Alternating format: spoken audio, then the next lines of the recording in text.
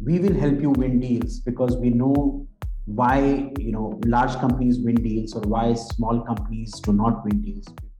Welcome to our series entitled the IAM Podcast, a podcast about innovation, business, and most importantly, people.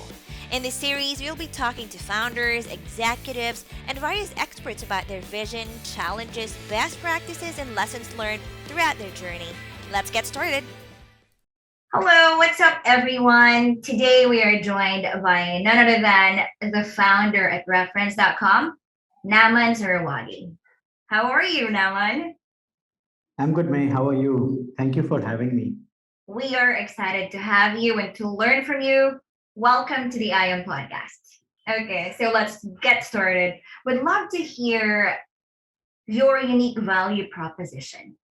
Okay, so we are creating a market network for freelancers and agencies. What that means is, we are a marketplace, but for the suppliers on the marketplace, that is freelancers and agencies, we act as a professional network. So it's not that you are competing against somebody to win deals, but you're actually collaborating with people to win deals, right? And that is what sets us apart from any other marketplace out there or any other platform for freelancers that exist. I love that. Collaborating to win deals. Yes. Okay. So, what's that problem or gap in the industry or in the society that you felt, okay, I need to solve this? Right. So there are, people are trying to become freelancers, but they don't exactly know how to win new clients, right? A designer is good at designing, not great at pitching or, selling. But when he's working for himself and, doing a freelance project, he doesn't win enough freelance projects, right? And that is the gap that we are trying to fill. We've identified why people win deals or why do they lose deals, and we're trying to fill those gaps through our product, uh, figuring out what is missing in a pitch when you send out or when you get introduced to a new client or when you get introduced to a new vendor. What is that information gap because of which you are losing the deal? Large agencies have dedicated salespeople. They are trained to understand all this. Now we are bringing all that insights to the freelancer economy and saying, we will help you win deals because we know why large companies win deals or why small companies do not win deals. We've gathered all that insight and productized it. That is what we're doing. Nice. Okay. So, you help them pitch themselves, better pitch themselves. So, can you Yes. exactly tell us how, or maybe from a user story? Right. So, first I'll tell you what is the most important part in winning a deal. So, if I'm looking at your profile, it could be on a professional network, on your website, or you sending me a PDF, right? I would always want to see who are your best clients, what did you do to win them, what is your best work, right? As a client, I may not have all the skills required to judge you on your work. What I'm going to judge you is based on other uh, social or professional signals. Like if you tell me that this large e-commerce company is your client, I'm going to put you in a certain bucket. If you tell me this local cafe is your client, I'm going to put you in a different bucket, right? By exposing all this data to your new potential client, you are helping them decide faster, right? Say if I'm a logo designer and you are a logo designer, but you design for large SaaS companies, I design for local cafes. We are both optimizing for different things, right? You're optimizing for a web interface. I'm optimizing for a signboard, although we are both logo designers from the outside, right? So Right. if this data can be shown to a new potential client upfront, then it's a win-win for everyone because there is lesser time wasted of both the parties trying to figure out of this if this vendor is right for me, if this client is right for me, right? On the other side, even a lot of freelancers tend to reject clients because they think this client is below my past work standards, right? Or below my weight size, if I would put it that way, right? So we also try and showcase more and more data about a client to the vendor saying, okay, this client is from this industry, this is their team size, this is their company size, etc. Hence, you should go pitch to them, or hence you should not go pitch to them. Right? That saves them a lot of time. What we are doing now is, so how do we collect all this data about you, right? If I tell you Right. to sit one fine day and tell me everything about all your clients, it wouldn't work out. So we give a bookkeeping tool to all the freelancers and agencies on the platform. So if you're sending out invoices to your current client base, you can do that from our system itself, right? Mm. And the system slowly learns about you. So we know that you've been sending, say, at an average $2,000 worth of invoices, and you mostly send out invoices to Canadian clients. And some more data in the invoices are present that helps us, detect what is your skill set or what is your client's industry, right? Then we take explicit permission from you to put all this data into our search engine, right? We do not directly use that data, but if you want to participate in our marketplace, we take that data, we put it in our search engine, and then we start matchmaking with new potential clients, right? So we don't, the whole idea that you don't have to sit and fill up your form one fine day, and every data that we collect, we have some kind of background check on that data, saying, this is not a, when you say you are a PHP developer, we know you've sent an invoice for PHP development to somebody in Canada. That person opened the invoice, that, and then they later paid, right? So all those signals are being collected, and those signals help us do a better matchmaking with potential clients, so that everybody's time is saved. Oh, wow, that's amazing. I mean, we know a lot of marketplaces or platforms where freelancers look for clients, right? Right. And okay, I like that matchmaking process. And okay, speaking of other platforms or the competition, well, it lets you hire freelancers, but they charge too much. And this has been one of the biggest pain points of freelancers and agencies. So, how do you guys deal with that? So see, existing first, the market is very, very large, right? So you will see multiple models that will play out. There will be models like, give us a fixed monthly fee and we'll give you leads. There will be models like, we'll charge you a commission every time you win a deal, etc. Right? So there are multiple models possible because the industry is just too large to fit into one kind of model. Also, the model could be different based on what is the ticket size and what is the profession, right?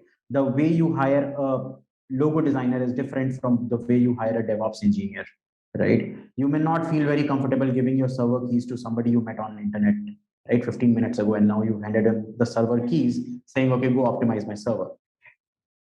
May not really happen that way, right? The way we are looking at it is, a marketplace gains by bringing opacity into the system. A marketplace always wants that the client and the vendor talk through the marketplace and they do not talk directly to each other. Hence, the relationship building between client and vendor is weak. But if you look at a freelancer economy or a B2B services economy, it is all about relationship building. Today, you hired me for a logo design. Maybe 6 months down the line, you'll hire me for some packaging design, then for something else, right? So that relation is important. The way we are doing different is we let you build that relation. We don't bring opacity into the system just so that we can make our commission. We don't do that, right? We introduce the client to the vendor to the client, and then we get out of the way. We say you build your own relation, and if whatever revenue you can win through this, you, that is all yours, right? And we charge a very minimal membership fee, right? So the second problem, and which is also related, is if I'm going to charge you commission every time, both the client and the vendor, they have some kind of incentive to dis I mean, to bypass the network, right? So everybody now becomes a bad actor in the system just to save on that 10%, 20% commission. That is what we are trying to, we think that is bad for the industry overall, just so that, a certain business model has to be fit in between, doesn't mean that we destroy that industry, right? So hence we've gone this whole membership based system instead of a per transaction commission based system. Okay, that's nice. Membership versus transaction based. Yes. Okay, that's like a win-win situation. Okay. Your MVP. How is your MVP? So we actually, hacked our MVP in about, I think, 7 days. So you enter your details, your client details, create an invoice, send it to the client. We tell you if the client opened it or not, and you could add a payment link to that invoice. So that is what our first version looked like. And this gained some success. So I think in the first week, we had about 50 users coming in through Twitter and LinkedIn. And we've kept building on top of that. So instead of we trying to guess what should be the next feature, we always waited on users to tell us what they wanted, right? So we started with invoices, then some users asked for some other kind of documents, proposal creation, quotation creation. We started doing that. And then some people asked for a full-fledged bookkeeping tool. Then we looked at if there is enough demand for that, we started building on top of that, right? So we've always waited on the users to tell us what is the next feature to be built, so that we are very sure that what we are going to build, we will have somebody to answer questions. If we are not sure how this is to be done, the user will guide us, see, this is my expectations, hence it becomes easier for us to build.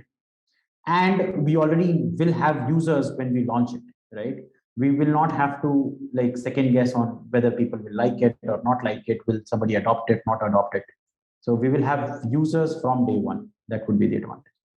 Okay, nice. So you validated your idea from the feedback of the users. Yes, yes, Okay, yes. that's That very is interesting. Could you talk yes. more about that? Yeah. So see, when you're thinking of an idea, right? Uh, Although when the product is not there, you and users might be using the same kind of nomenclature. You might be defining the same things, but the end expectation is very, very different, right? Even a simple thing like, say, I want to collect payment Mm. when I send the invoice, versus I want to send a payment link that directly opens a payment gateway and the user should be able to pay for it. The end result is same, that the user is paying on a payment gateway through his card. But in the first case, the vendor is creating an invoice. In the second case, the vendor is sending a static link, right? Now, the expectation from the user's point is very different on what will come out to be, right? And in both the cases, my development time is same. Say it takes 7 days to develop this, right? But if I talk to the user and I keep showing him what is being made, there is a higher chance that I will be right. And whatever I'm making will have some user adoption.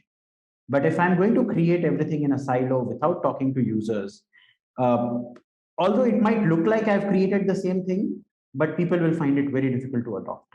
Okay, how do you usually talk to your customers? Like, is it via social media or what? So see, we have a 24/7 live chat support on the app. That is where most of our feedback comes from. Mm. And we also give them our WhatsApp number. So our product managers directly check those WhatsApp number, and they then, if they want to have more conversation, trying to understand what is the requirement, they call them up. Our phone lines are 24/7, so you could just call up, request a feature, or complain about a bug, and we'll look into that. Right. So that has really helped us. We get about 80 to 90 interactions on those chat and on Nice. those phone numbers per day. And out of those 80, 90 interaction, probably, we learn about 3 to 4 new features every week, right? Sometimes it's just users calling us to understand some existing feature or to complain about a bug, right? Or just to understand more about pricing, etc. But 3 to 4 new features every week is a lot of, work to be done, right? And that then helps us prioritizing, would user really want this, or is just asking for it but never use it? Is this really like a hot feature or not, right? So that is very, very important for us. If you're not talking to the user, it will become impossible for us to create anything, right? And the way I tend to judge a product is, if a user is complaining about a feature gap, it means two things: a, they are already using some part of our product; b, they expect us to do better, right? They are trusting us that we might do better. And that is a big, encouragement for us, saying that the user is trusting Yeah. us to build on top of this, and that is why the user is giving us all these ideas, saying they need this, they need that, right? If a user is not giving you all the feature gaps, there is something wrong. Either, maybe your product is just too perfect, or you user doesn't trust you with new features. They just want to get away, just use whatever there is and then get done with it. Useful, okay, valuable interactions. Okay, you mentioned that you started as an invoice generating tool, and then now Right. it's a marketplace for freelancers and agencies. Yes. So, Yes. how did the payment system evolve? I mean, okay, for other platforms, it takes like 3 days or so. How about, is this something that also evolved? Right. So the payment bit is built in. So we always wanted to build the marketplace bit, but we knew that a regular two-way marketplace wouldn't cut through in this economy, right? You have to realize that freelancer economy or a B2B services economy is very different from other kind of marketplaces, because this is the only economy where a client could get rejected by a vendor. On Amazon, the client never gets rejected. On a food delivery Yeah. app, the client does not get rejected. On Uber, rarely does a client get rejected. So our approach had to be different. And so the three pieces are there to the system. One is the invoice generation tool, which is the SaaS tool. There is more to invoice generation. There is also proposal creation and lead management system, etc. Then there is this whole payments system that we built. So it's an international escrow system that we have built, and not just a regular payment gateway, meaning we can hold the payment and wait for the vendor for the client's approval before we make a payout, right?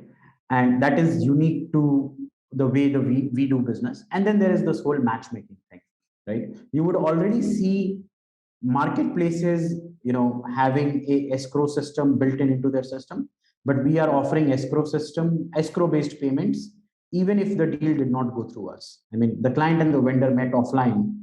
That is where they start using our system to execute the whole payment flow for that transaction. I see. And this is very different. At least in the Indian market, this product does not exist.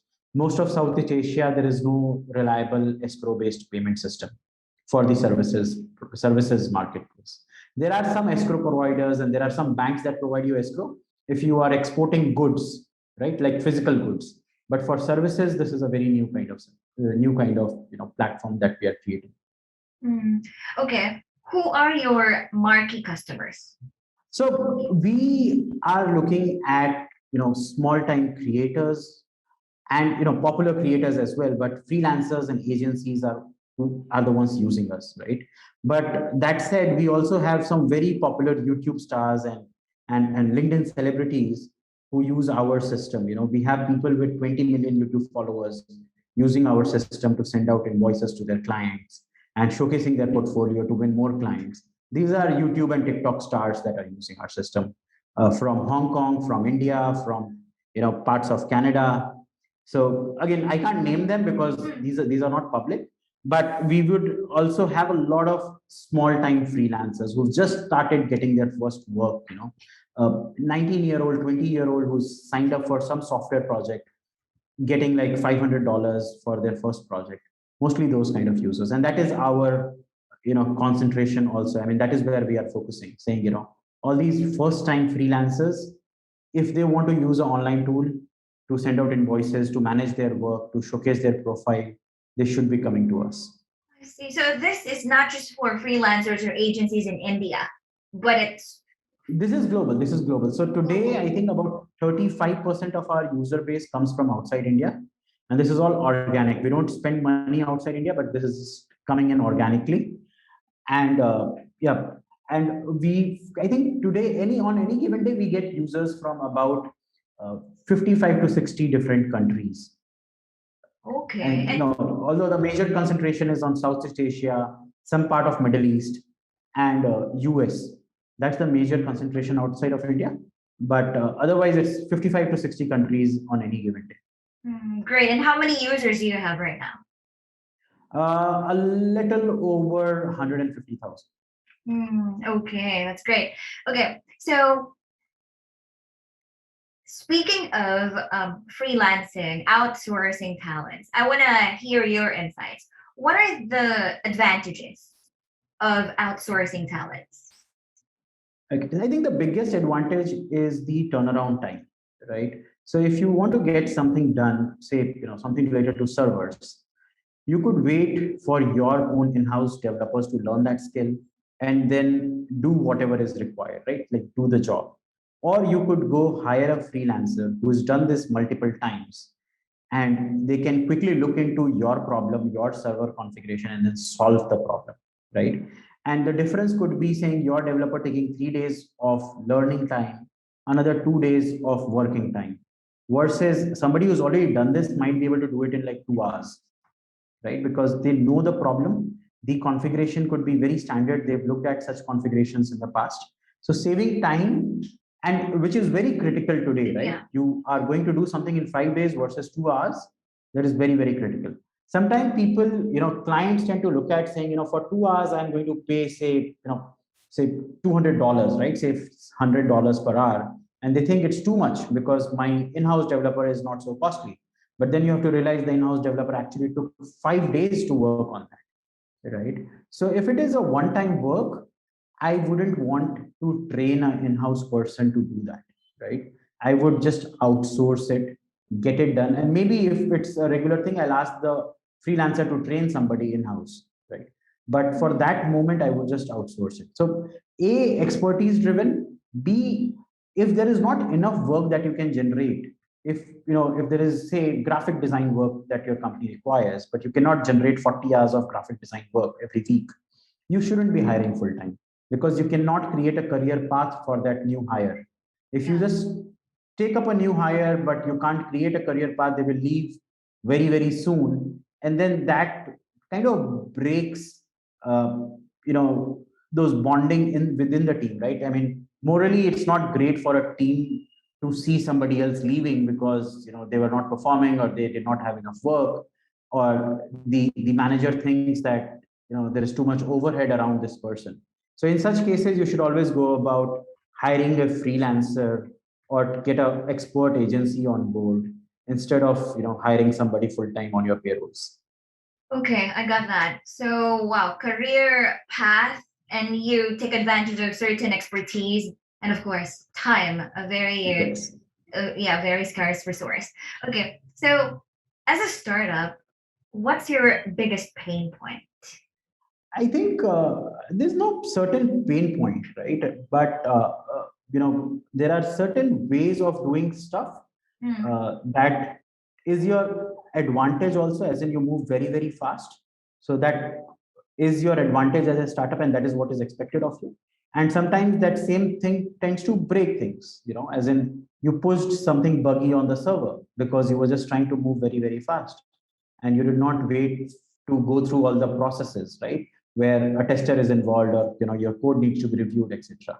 So it's just part of being a startup, that because you're acting fast, sometimes you bypass processes, and that becomes a problem for you. But otherwise, I think there are no disadvantages of uh, being a startup. At today's time, everything is playing in your favor. Okay. Any tips or strategies, best practices there? So I think the one thing when you're building, right? Initially, every tool seems to be very, very small. You think, this one thing will solve the user's problem, and which it does. But slowly, the tool starts getting complicated, and that is where you stop developing in silo. Stop second guessing, saying this is what the user want. Oh, I think this is how they want it. You always develop it with the user. So today, our advantage is we work out of a co-working space, and we have six very early users of the system who work from the same co-working space, right? So we literally work not with our colleagues but with our users, right? I mean, our team is distributed across India in 10 different states, but we have six users in the same office, right? In the same office, where we have one lead developer, one tester, one product manager, and one designer. These four people work from the office where there are six more users. That is a very, very big advantage for us. And a lot of times you'll see, people create products that they are not themselves users of, right? So in that case, you tend to overcomplicate a product, right? And there may be a lot of bells and whistles and features into that product, but the product is not really useful for the end user, right? But if you're creating it with your user base, and do very small releases, don't wait for like one fine day I'm going to release all these features. Don't do that, right? Just keep releasing and keep getting feedback from the users. That will help you, that will make sure that you're going in the right direction. Also, your team will feel encouraged, saying, whatever I wrote yesterday is already in production today, and the user is already using it. So that feedback loop is very, very fast. But if something was written in July, it is going into production in September, the team doesn't even know what to collect feedback for, right? I mean, because if there is a bug, I don't even remember what I coded when I coded this, right? Mm. So releasing very fast in small cycles and working with the users, very, very important. If you've solved this problem of working with the user, everything else falls into place, because then you're not wasting your resources in trying to build the wrong things. And it will seem that you are also moving very fast because you are very receptive to feedbacks, right? And the user will trust you and give you more users. As well. So fast, but in small cycles and work with your users. You have to know you're in Yes, the right direction. absolutely. Okay. Well, as a founder of a distributed team, I would love to hear from you. Like, how do you handle the team? So I think you have to just trust the team with whatever has been assigned to them, right? If you start micromanaging and if you think there is a need to micromanage, you've already lost the game, right? So if there is a certain team member that needs micromanagement, you should probably talk to them and figure out if they are not giving enough time to work, or if there is some kind of communication gap with respect to what needs to be done, right? Not everybody is fit for distributed team, right? Especially the young guys who've just graduated from college, they tend to learn a lot by looking at seniors in the office, right? But if they are not in office, they are in a different location, it will be very, very difficult for them to cope up with work, right? So not everybody is meant for that kind of stuff, both from in terms of motivation and in terms of skills, right? And that is okay, right? I mean, if you hire three people and one has to leave, that is fine, and slowly you will learn as to what kind of traits are required to work in a distributed team, right? Regular communication, written communication, very, very important. So instead of verbal communication saying, okay, do this or do that, or please test this, please write the code for this, written communication is very important. And because there is written communication, there will always be more clarity. In fact, there is more clarity when there is a distributed team than when people are in the same office, because there is a higher chance of misunderstanding, right? And there is more visibility in terms of who is working and who is not, right? So as I told you, because in a distributed team, it becomes very apparent if you are not keeping up with the rest of the team members, right? And you have to be self-motivated. Yeah. As a manager, all you can do is communicate more often, and communicate more clearly, as in when you do written communication, it is already clear, right? And try and do regular all team meetings. When people see each other, right, there is more empathy that they develop, because now they have a face to every name. They'll develop more empathy, and hence the work will tend to move faster, right? So a weekly or a bi-weekly call with the whole team, and where each team member talks about what they are doing, that will really help move things very, very fast, right? But otherwise, distributed teams are a challenge when you are starting out, right? Because there is lesser clarity in terms of what needs to be done. But once you get a hang of it, it becomes very easy, right? And also, if you get the wrong kind of team members, you will know that very, very early when it's distributed team. In an office setup, you will tend to not acknowledge that there is a problem, because you see this person every day, you think they are working, or you think there is a fit, but and you're also scared on letting them go because they've formed a bond with the team members, right? But in a Right. distributed team, all these things become very easy. Okay. So what is no, you wrote something on LinkedIn. You said anyone who underwrites your risk takes away your margin. So could you kindly expound that on that? So this was actually coming from this whole marketplace scenarios.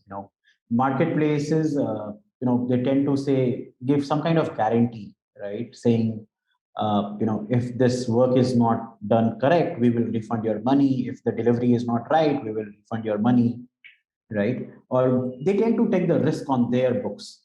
And when they are taking the risk on their books, they are essentially also eating away your margin, because they are already accounting for all those things, right? So where they should have taken say 10%, now they start taking 15% margin, right? So that comes from marketplace, and that also comes from an employee versus freelancer scenario. So when you are a freelancer, every work that you do, 100% money is yours. But when you are an employee at a place, somebody is underwriting your risk, because you may not be at your best this month, but you still get the same amount of salary. Mm. You may not have delivered correctly, but you still get the same amount of salary, right? So somebody is actually underwriting your risk of losing clients or not working 100% in this month, right? So that person will also take away some portion of your rewards, right? I mean, if the work was of say $1,000, as an employee, you'll probably make $300, $400 because your agency takes away your margins, or your marketplace takes away your margins, right? So it was Mhm. all coming from that. If somebody is underwriting your risk, they are taking away your margins as well. Same thing happens in investments. Any investment that looks more secure, they tend to give you lesser returns, because the proportion of your returns has gone in securing the risk instead of actually creating more wealth for you. So That's that is it. where it comes from. Wow, time is very short, but what is that important lesson you would like to share with budding entrepreneurs and your fellow founders? Right. So I think the most important skill is to have, if you are at a product stage, have a deep insight about your users. This is only going to come if you are the user, or you are talking to your users, very often. If you are beyond that stage, and you are working hard, I think you will find your right path. If ever you are confused saying, am I moving in the right direction or not, talk to your users, you will know the answer, right? And once you are confident that you are moving in the right direction, you will automatically move faster, and the world will also start believing in you. But when there is a doubt internally, it will show up, because now you don't know if you're moving in the right direction. When you talk to potential partners, investors, employees, they will also sense that you don't know if you're moving in the right direction, right? And everything will start falling apart once somebody sense that you're not confident of what you're doing, right? So once, if you're moving in the right direction, and you're moving in the right direction because you're talking to your users and you're building for them, everything else will fall into place. But if that one thing is not being done, it will show up. And if it shows up, things will start breaking down, right? Second thing, if you look at, you know, how long can I do this? It all depends on your personal runway. So I still see a lot of people jump into creating their own startup because they think there's a lot of money to be made. I think this is the worst form of creating a lot of money, because it requires a lot of stress and a lot of work, right? So instead, if you look at solving a real problem, okay, and already have some kind of runway for yourself, if you have enough personal runway, you can be at the game forever. But if you run out of personal runway, you will have to fold and probably shut down your startup, right? So that personal runway before you start up is very, very important. Give yourself 3 years, 4 years time to be able to find that success, right? Versus, you have 6 months, 12 months of runway, you think I'm just going to quickly try this, doesn't work out, I'll drop out. You will drop out more often and faster if you do that way, right? So Okay. keep your expenses very, very small, and create a large personal runway before you jump into being an entrepreneur. Amazing. Amazing. Okay, speaking of that direction, where are you now on your journey and where are you headed to? What should we look forward to reference? Right. So, what we've been able to do right now is get a lot of freelancers to use our SaaS suite, right? And now the marketplace bit is in a very, very nascent stage. And we are now building the marketplace bit to make it a global freelancer and agency network. Every work done by every freelancer and every agency will be recorded in our system. We will be the point of truth for that work, and we will help those freelancers find similar work with similar clients, right? So if you've been working with internet companies, I should be able to give you more internet companies as clients. If you've developed a new skill around, say, AWS server management, I should be able to give you more clients around that skill, right? That is the idea. And all this while we keep building for a global user base, right?